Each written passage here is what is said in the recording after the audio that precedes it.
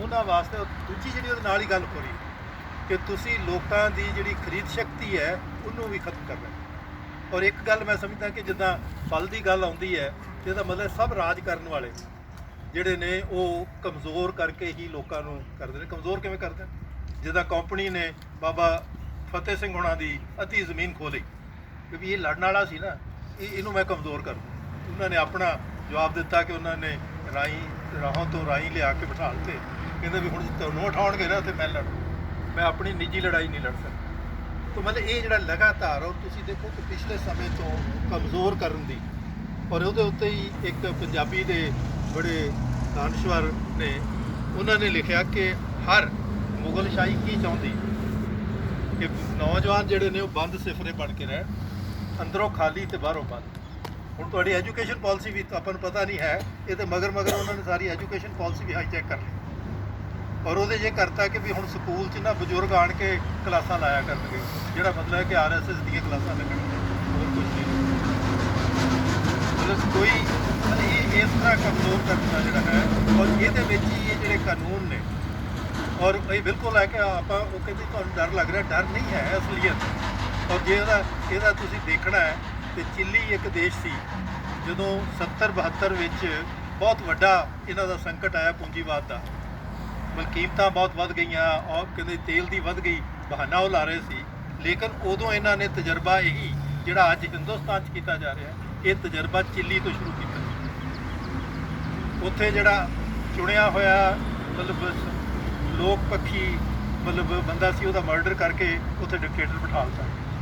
ਲੇਕਿਨ ਉੱਥੇ ਕਿਉਂਕਿ ਹੁਣ ਕੱਲ੍ਹ ਹੀ ਮੈਂ ਉਹਦੇ ਉੱਤੇ ਪੜ੍ਹ ਰਿਹਾ ਸੀ ਕਿ ਉਹ ਕਹਿੰਦੇ ਜੀ ਅਸੀਂ ਇਹਦਾ ਹੱਲ ਲੱਭ ਲਿਆ, ਕਿਉਂਕਿ ਤੋਤਾ ਸਾਨੂੰ ਫੜ ਲਿਆ ਸੀ ਤਾਂ ਆਪਣੀ ਕਿਸਾਨ ਮੂਵਮੈਂਟ ਨੇ ਤੋਤਾ ਫੜ ਲਿਆ ਕਿ ਵੀ ਅਸਲ ਕਾਰਪੋਰੇਟ ਦਾ ਮਤਲਬ ਹੈ, ਤੇ ਜੇ ਕੋਈ ਤੋਤੇ ਨੂੰ ਫੜਾਂਗੇ ਤੇ ਫਿਰ, ਔਰ ਇਸੇ ਕਰਕੇ ਲੱਗਦੀ ਜਿੱਦਣ ਕਿਸਾਨ ਮੂਵਮੈਂਟ ਨੇ ਉਹ ਜਿਹੜੀ ਅਡਾਨੀ ਦੀ ਗੱਡੀ ਮੋਗੇ ਤੋਂ ਜਾਣੀ ਸੀ ਕਣਕ ਭਰ ਕੇ, ਨਿੱਜੀ ਗੱਡੀ, ਉਹ ਰੋਕਤੀ, ਤੁਹਾਡੀਆਂ ਸਾਰੀਆਂ ਗੱਡੀਆਂ ਰੋਕ। ਤੋ ਇਸ ਕਰਕੇ ਮਤਲਬ ਇਹ ਜਿਹੜੀ ਇੱਕ ਨੀਤੀ ਹੈ ਕਮਜ਼ੋਰ ਕਰਨ ਦੀ, ਤੋ ਮੈਂ ਸਮਝਦਾ ਕਿ ਇਹਨੂੰ ਆਪਾਂ ਨੂੰ ਜਿਹੜੇ ਲੋਕ ਇਹ ਸਮਝਦੇ ਨਾ ਵੀ ਇਹ ਸਿਰਫ ਕਿਸਾਨਾਂ ਦੀ ਲੜਾਈ ਹੈ, ਜੀ ਬਿਲਕੁਲ ਠੀਕ ਹੈ, ਇਹ ਰੋਟੀ ਦੀ ਲੜਾਈ ਹੈ। ਪਰ 1857 ਵਿੱਚ ਵੀ ਇਹੀ ਸੁਨੇਹਾ ਵੰਡਿਆ ਗਿਆ, ਰੋਟੀ ਵੰਡੀ ਜਾਂਦੀ।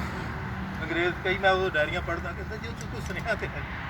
ਮੈਂ ਕਿਹਾ ਲੋਕਾਂ ਨੂੰ ਪਤਾ ਹੈ ਕਿ ਰੋਟੀ ਦਾ ਸੁਨੇਹਾ ਹੈ ਕਿ ਜੇ ਰੋਟੀ ਬਚਾਉਣੀ ਹੈ ਤਾਂ ਲੜ ਲਓ, ਜੇ ਮਤਲਬ ਨਿਰਭਰ ਹੋਣਾ ਤਾਂ ਫਿਰ ਨਾ ਲੜੋ।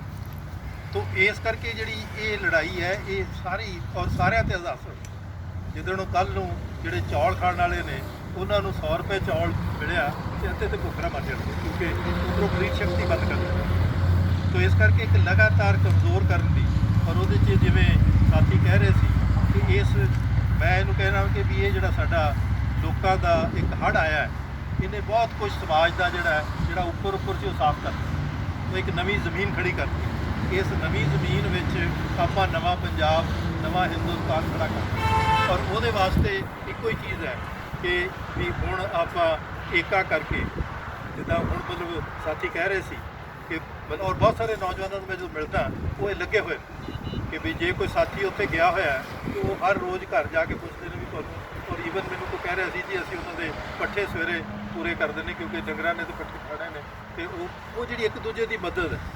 ਔਰ ਇਹ ਮੈਂ ਸਮਝਦਾ ਕਿ ਇਹੀ ਮਤਲਬ ਜਿਹੜੇ ਏਕਤਾ ਦਾ ਯੁੱਗ ਹੈ, ਇਹ ਕਦੀ ਮਤਲਬ ਪੰਜਾਬ ਵਿੱਚ ਜਲਿਆਂਵਾਲੇ ਬਾਗ ਤੋਂ ਪਹਿਲਾਂ ਆਇਆ ਸੀ। ਔਰ ਜਿਹੜਾ ਸਾਡਾ ਲੰਗਰ ਦੀ ਪ੍ਰਥਾ ਹੈ ਉਹਨੇ ਜਾਤ ਪਾਤ ਧਰਮ ਸਭ ਬੰਦ ਕਰ ਦਿੱਤਾ।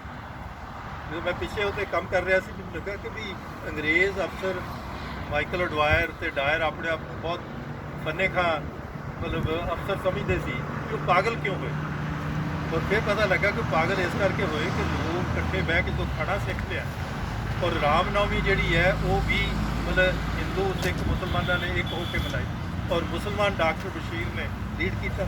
9 ਤਰੀਕ ਦੀ ਉਹ ਸੀਗੀ, ਔਰ 10 ਤਰੀਕ ਨੂੰ ਇਹਨਾਂ ਨੇ ਪਹਿਲੀ ਵਾਰੀ ਗੋਲੀ ਚਲਾਤੀ, 13 ਤਰੀਕ ਨੂੰ ਐਡਾ ਵੱਡਾ ਘਾਣ ਕਰ ਦਿੱਤਾ। ਉਹਦਾ ਫਿਰ ਪਹਿਲਾਂ ਹੀ ਹੁਕਮ ਇਹ ਸੀ ਕਿ ਵੀ ਜਿਹੜੀ ਇਹ ਮਤਲਬ ਲੰਗਰ ਹੈ ਇਹ ਲੰਗਰ ਬੰਦ ਕਰ ਦਿਓ, ਪਹਿਲਾ ਆਰਡਰ ਮਾਰਸ਼ਲ ਲਾ ਦਾ ਇਸ। ਸੋ ਮੇਰਾ ਕਿ ਜਿਹੜੀ ਏਕਤਾ ਹੈ ਉਹਨੂੰ ਆਪਾਂ ਕਿਵੇਂ ਮਿਲ ਕਰਨਾ, ਇਸ ਲਈ ਕਰ। ਅੱਜ ਹੀ ਮੈਨੂੰ ਪੁੱਛ ਰਹੇ ਸੀਗੇ ਜੀ ਸਰਕਾਰ ਨੇ ਖਟਕੜ ਕਲਾਂ ਲਈ, ਮੈਂ ਕਿਹਾ ਬਾਬਾ ਜੀ ਨੇ ਤਾਂ ਇਹ ਕਿਹਾ ਵੀ ਖਟਕੜ ਕਲਾਂ ਨੂੰ ਆਪਣੇ ਲਈ ਕੁਝ ਕਰਨਾ ਔਰ ਇੱਕ ਇਹਨੂੰ ਬਣਾ ਕੇ ਦੱਸਣਾ ਕਿ ਵੀ ਇਹ ਪਿੰਡ ਹੈ ਭਗਤ ਸਿੰਘ ਦਾ, ਇੱਥੇ ਜੇ ਭਗਤ ਸਿੰਘ ਕਦੀ ਆਇਆ ਜਾਂ ਉਹਦੇ ਚਾਚੇ ਇੱਥੇ ਪਲੇ ਨੇ ਜਿਨ੍ਹਾਂ ਨੇ ਐਡਾ ਵੱਡਾ ਸੰਦੇਸ਼ ਦੁਨੀਆ ਨੂੰ ਦਿੱਤਾ। ਇਹ ਪਿੰਡ ਦਾ ਹੁਣ ਅੱਜ ਕੀ ਹੈ, ਪਰ ਪਿੰਡ ਦੀ ਜ਼ਿੰਮੇਵਾਰੀ ਹੈ ਕਿ ਆਪਣੀਆਂ, ਜਿੱਦਾਂ ਭੈਣ ਜੀ ਨੇ ਕਿਹਾ ਕਿ ਰੋਟੀ ਨੂੰ ਵੀ ਆਪਾਂ ਇੰਤਜ਼ਾਰ ਨਹੀਂ ਕਰ ਸਕਦੇ, ਤੇ ਫਿਰ ਆਪਾਂ ਅਸ਼ੋਰ ਕਰੀਏ ਕਿ ਮੇਰੇ ਪਿੰਡ ਵਿੱਚ ਕੋਈ ਭੁੱਖਾ ਨਹੀਂ ਹੋਊਗਾ। ਉਹ ਸਾਂਝ ਪਹਿਲੀ ਹੋਏਗੀ। ਦੂਸਰੀ ਸਾਂਝ ਹੈ ਕਿ ਜਿਹੜੇ ਬੱਚੇ ਨੇ ਅੱਜ ਪੜ੍ਹਨਾ, ਇਹਨੂੰ ਮੈਂ ਹੁਣ ਜਿੱਦਾਂ ਕਹਿ ਰਿਹਾ ਵੀ ਅਗਲੇ ਸਾਲ ਲੈ ਲਾਂਗੇ ਇਮਤਿਹਾਨ, ਇਹਦਾ ਮਤਲਬ ਸਾਲ ਜਿਹੜਾ ਹੈ ਉਹਦਾ ਖਰਾਬ ਹੋ ਰਿਹਾ। ਉਹਨੂੰ ਕਿਵੇਂ ਕਰਨਾ, ਪੜ੍ਹਾਈ ਆਪਣੇ ਹੱਥ 'ਚ ਲੈਣੀ ਪੈਣੀ, ਸਰਕਾਰ ਨੇ ਨਹੀਂ ਦੇਣੀ, ਕਿਉਂਕਿ ਉਹਦੀ ਲੋੜ ਨਹੀਂ ਹੈ। ਉਹਦੀ ਲੋੜ ਤੇ ਆ ਮੈਂ ਅੱਗੇ ਦੇਖਿਆ ਕਿ ਜੀ ਫੌਜ ਵਿੱਚ ਤੇ CRPF ਵਿੱਚ ਭਰਤੀ ਹੋ ਜਾਓ। ਫਿਰ ਮੈਨੂੰ ਸਮਝ ਲੱਗੀ ਕਿ ਪਿੰਡਾਂ ਦੇ ਮੁੰਡਿਆਂ ਨੂੰ ਅਨਪੜ੍ਹ ਰੱਖ ਕੇ ਕੀ ਕਰਨਾ ਚਾਹੁੰਦੇ, ਇਹਨਾਂ ਨੂੰ ਉੱਥੇ ਝੋਕਣ ਨੂੰ, ਫਿਰ ਬਹਾਨਾ ਕੋਈ ਨਾ ਕੋਈ ਹੋਏਗਾ ਮਤਲਬ ਉੱਥੇ ਝੋਕਣ। ਫਿਰ ਇਹ ਤੀਜੀ ਜਿਹੜੀ ਗੱਲ ਹੈ ਕਿ ਸਿਹਤ ਜਿਹੜੀ ਹੈ, ਉਹ ਜਿਹੜਾ ਅੱਜ ਬਿਮਾਰ ਹੈ, ਮਤਲਬ ਇਹਨਾਂ ਹੁਣ ਜਿਹੜਾ ਅੱਜ ਕਰੋਨਾ ਦਾ, ਮੈਨੂੰ ਕੋਈ ਪੁੱਛ ਰਿਹਾ ਸੀ ਕੱਲ ਬਾਹਰ ਮੈਂ ਕਹਿੰਦੇ ਇੰਗਲੈਂਡ ਤੋਂ ਗੱਲ ਕਰ ਰਿਹਾ ਸੀਗਾ, ਕਹਿੰਦਾ ਕਰੋਨਾ ਕੀ ਹੈ। ਮੈਂ ਕਿਹਾ ਜੀ ਇਹ ਅੱਜ ਕੱਲ੍ਹ ਜਿਹੜਾ ਟੀਕਾ ਹੈ ਨਾ, ਉਹਦਾ ਬਾਜ਼ਾਰੀਕਰਨ ਹੋ ਰਿਹਾ, ਕਿਉਂਕਿ ਜੇ ਤੁਹਾਨੂੰ ਡਰਾ ਕੇ ਨਾ ਰੱਖਿਆ ਤਾਂ ਤੁਸੀਂ ਟੀਕਾ ਨਹੀਂ ਲਵਾਉਣਾ। ਹਾਲਾਂਕਿ ਇਹ ਵਿਗਿਆਨਕ ਤੌਰ 'ਤੇ ਹੈ ਕਿ ਜਦੋਂ ਮਤਲਬ ਬਿਮਾਰੀ ਹੁੰਦੀ ਹੈ ਉਸ ਵੇਲੇ ਟੀਕਾ ਕੰਮ ਨਹੀਂ ਕਰਦਾ, ਬਿਮਾਰੀ ਤੋਂ ਪਹਿਲਾਂ ਟੀਕਾ ਲਾਇਆ ਜਾਂਦਾ ਤਾਂ ਕਿ ਆਉਣ ਵਾਲੇ ਸਮੇਂ 'ਚ ਬਿਮਾਰੀ ਨਾ ਲੱਗੇ। ਹੁਣ ਉਹ ਕਿਉਂਕਿ ਬਣ ਗਏ ਨੇ 30,000 ਕਰੋੜ ਰੁਪਇਆ, ਮਤਲਬ ਹਿੰਦੁਸਤਾਨ ਸਰਕਾਰ ਨੇ ਇਹਦੇ ਵਾਸਤੇ ਰੱਖਤਾ ਕਿ ਟੀਕੇ ਖਰੀਦਣ, ਸਿਹਤ ਵਾਸਤੇ ਨਹੀਂ ਰੱਖਿਆ। ਤੁਹਾਡੀ ਸਿਹਤ ਵਾਸਤੇ ਕੋਈ ਪੈਸਾ ਨਹੀਂ ਹੈ, ਲੇਕਿਨ 30,000 ਕਰੋੜ ਟੀਕੇ ਖਰੀਦਣ ਵਾਸਤੇ ਹੈ, ਜਿਹੜਾ ਫਿਰ ਕਾਰਪੋਰੇਟਾਂ ਦਾ ਕਰਨਾ ਹੈ। ਔਰ ਉਹ ਹੁਣ ਬਦੋ-ਬਦੀ ਲੱਗਣ ਦਾ ਵੀ। ਔਰ ਮੈਂ ਕਿਸੇ ਡਾਕਟਰ ਨੂੰ ਪੁੱਛ ਰਿਹਾ ਸੀ ਕਿ ਵੀ ਆਹ ਜਿਹੜਾ ਵਕਤ ਆ ਰਿਹਾ ਹੈ, ਮਤਲਬ ਇਹ ਹੈ ਕਿ ਵੀ ਕਿਤੇ ਬੜਾ ਠੰਡੇ AC ਵਾਲੇ ਕਮਰੇ 'ਚ ਲੱਗ ਜਾਏ ਤੇ ਸ਼ਾਇਦ ਇਫੈਕਟ ਹੋਵੇ, ਇੱਥੇ ਲਿਆਓਗੇ ਤੇ ਉਹ 2 ਸੈਕਿੰਡ ਵਿੱਚ ਖਰਾਬ ਹੋ ਜਾਣਾ, ਕਿਉਂਕਿ 8 ਡਿਗਰੀ ਤੋਂ ਵੱਧ ਟੈਂਪਰੇਚਰ ਜਿਹੜਾ ਹੈ ਉਹ ਉਹਨੂੰ ਬਰਬਾਦ ਕਰ ਦਿੰਦਾ, ਔਰ ਉਲਟਾ ਅਸਰ ਹੋਊਗਾ। ਵੀ ਜੇ ਉਹ ਕਹਿਣਗੇ ਜੇ ਅਸੀਂ ਹੁਣ ਘਰਾਂ 'ਚ ਜਾ ਕੇ ਲਾਵਾਂਗੇ, ਇਹਦਾ ਮਤਲਬ ਹੈ ਕਿ 30,000 ਕਰੋੜ ਮਤਲਬ ਵੇਸਟ ਕਰਨਾ ਹੈ, ਨਾ ਕਿ ਲੋਕਾਂ ਦੀ ਸਿਹਤ ਦਾ ਖਿਆਲ ਰੱਖਣਾ। ਤੇ ਇਸ ਕਰਕੇ ਆਪਾਂ ਨੂੰ ਇੱਧਰ ਨੂੰ ਵੀ ਸੋਚਣਾ ਚਾਹੀਦਾ ਹੈ ਕਿ ਆਪਾਂ ਜਿਹੜਾ ਪੈਰ ਨੇ ਉਹ ਮਜ਼ਬੂਤ ਕਰੀਏ, ਔਰ ਪੈਰ ਪਿੰਡ ਨੇ। ਔਰ ਉਹ 'ਚ ਆਖਰੀ ਗੱਲ ਜਿਹੜੀ ਹੈ, ਅੱਜ ਦੁਨੀਆ ਤੁਹਾਡੇ ਵੱਲ ਕਿਉਂ ਦੇਖ ਰਹੀ ਹੈ? ਤੁਹਾਨੂੰ ਪਤਾ ਹੈ ਕਿ ਨਿਊਯਾਰਕ ਟਾਈਮ ਸਭ ਤੋਂ ਵੱਡਾ ਅਮਰੀਕਾ ਦਾ, ਉਹਨਾਂ ਨੇ ਇੱਕ ਪੂਰੇ ਸਫ਼ੇ ਦਾ ਐਡਵਰਟਾਈਜ਼ਮੈਂਟ ਤੁਹਾਡੇ ਹੱਕ ਵਿੱਚ ਉੱਥੋਂ ਦੀਆਂ ਕਿਸਾਨ ਜਥੇਬੰਦੀਆਂ ਨੇ ਦਿੱਤੀ। ਕਿਉਂ? ਕਿਉਂਕਿ ਉਹ ਦੇਖ ਰਹੇ ਨੇ ਕਿ ਵੀ ਪਿੰਡ ਜਿਹੜਾ ਹੈ ਇਹ ਇਸ ਅਰਥ ਅਵਸਥਾ 'ਚ, ਜਿਹਨੂੰ ਅਸੀਂ ਨਵ ਉਦਾਰਵਾਦ ਕਹਿੰਦੇ ਹਾਂ, ਉਹਦੇ 'ਚ ਪਿੰਡ ਦਾ ਕੋਈ ਵਜੂਦ ਨਹੀਂ ਹੈ। ਪਿੰਡ ਦੀ ਕੋਈ ਪ੍ਰੋਜੈਕਟ ਨਹੀਂ ਹੈ ਜਿਹਦੇ ਵਿੱਚ ਉਹ ਪਿੰਡ ਦੇ ਨੌਜਵਾਨਾਂ ਨੂੰ, ਪਿੰਡ ਦੀ ਸਿਹਤ ਨੂੰ, ਪਿੰਡ ਦੀ ਪੜ੍ਹਾਈ ਨੂੰ, ਮਤਲਬ ਜਾਂ ਈਵਨ ਖਾਣ ਨੂੰ ਮਤਲਬ ਉਹ ਸਿਕਿਉਰ ਕਰ, ਔਰ ਪੌਸ਼ਟਿਕਤਾ ਵਾਲੀ। ਔਰ ਇਸੇ ਤਰ੍ਹਾਂ ਹੀ ਕੈਨੇਡਾ ਦਾ ਜਿਹੜਾ ਸਭ ਤੋਂ ਵੱਡਾ ਟੋਰਾਂਟੋ ਟਾਈਮਜ਼ ਹੈ, ਮਤਲਬ ਉਹਦੇ ਵਿੱਚ ਵੀ ਇੱਕ ਪੇਜ ਦੀ ਉੱਥੋਂ ਦੇ ਕਿਸਾਨਾਂ ਨੇ ਤੁਹਾਡੇ ਤੋਂ ਸਿੱਖ ਕੇ ਸਪੇਨ ਵਾਲਿਆਂ ਨੇ ਚੰਦ ਦਿਨ ਪਹਿਲਾਂ ਹੀ ਮਤਲਬ ਮਿਨੀਮਮ ਪ੍ਰਾਈਸ ਜਿਹੜੀ ਹੈ ਉਹ ਕਾਨੂੰਨ ਬਣਾ ਦਿੱਤਾ ਕਿ ਕਿਸਾਨਾਂ ਨੂੰ ਬਚਾਉਣ ਲਈ ਜਿੰਨੀ, ਕਿਉਂਕਿ ਇਹਦੇ 'ਚ ਹੀ ਮਤਲਬ ਜਿਹੜੀ ਆਖਰੀ ਗੱਲ ਹੈ ਕਿ ਭਗਤ ਸਿੰਘ 2 ਫਰਵਰੀ ਨੂੰ ਕੀ ਸੋਚ ਰਹੇ ਸੀ। ਔਰ ਉਹ ਬਹੁਤ ਖੂਬਸੂਰਤ ਗੱਲ ਹੈ, ਕਿਉਂਕਿ ਉਦੋਂ ਸੰਪੂਰਨ ਆਜ਼ਾਦੀ ਦੀ ਗੱਲ ਹੋਈ, ਕਿਉਂਕਿ ਸੰਪੂਰਨ ਆਜ਼ਾਦੀ ਦਾ ਮਤਾ ਤੇ ਪਾਸ ਕਰ ਲਿਆ, ਪਰ ਇਹ ਸੰਪੂਰਨ ਆਜ਼ਾਦੀ ਲੋਕਾਂ ਦੇ ਪੱਲੇ ਕੀ ਪਾਏਗੀ? ਕਿ ਉਹ 2 ਫਰਵਰੀ ਨੂੰ ਲਿਖ ਰਹੇ ਨੇ ਕਿ ਵੀ ਜਿਹੜਾ ਪ੍ਰੋਗਰਾਮ ਸੰਪੂਰਨ ਆਜ਼ਾਦੀ ਨੂੰ ਲੋਕਾਂ ਦੇ ਪੱਲੇ ਪਾਏਗਾ, ਉਹਦਾ ਮੈਂ ਤੁਹਾਨੂੰ ਪੁਆਇੰਟ ਦੇ ਰਿਹਾ। ਪਹਿਲਾ ਪੁਆਇੰਟ ਕੀ ਹੈ ਕਿ ਖੇਤੀ ਵਿੱਚ ਇਜਾਰੇਦਾਰੀ ਕਰਨੀ ਹੋਵੇ।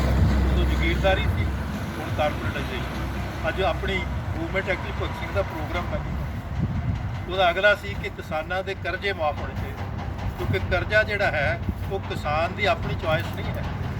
ਸਿਸਟਮ ਨੂੰ ਇੱਦਾਂ ਬਣਾਇਆ ਗਿਆ ਕਿ ਤੁਸੀਂ ਕਰਜ਼ੇ 'ਚ ਕਰੋ। ਮੈਂ ਹੀ ਦੇਖ ਰਿਹਾ ਸੀ ਪਿੰਡ ਹੈ, ਉਹਨੇ ਕਣਕ ਰੱਖ ਲਈ ਵੀ ਮਹਿੰਗੀ ਵੇਚਾਂਗਾ, ਉਹ ਹੁਣ ਪਹਿਲੀ ਤੋਂ ਵੀ ਗਿਆ, ਹੁਣ ਉਹ ਰੋ ਰਿਹਾ ਸੀ। ਮੈਂ ਕਿਹਾ ਵੀ ਤੂੰ ਨਾਲਿਆਂ ਮਗਰ ਲੱਗ ਕੇ ਨੁਕਸਾਨ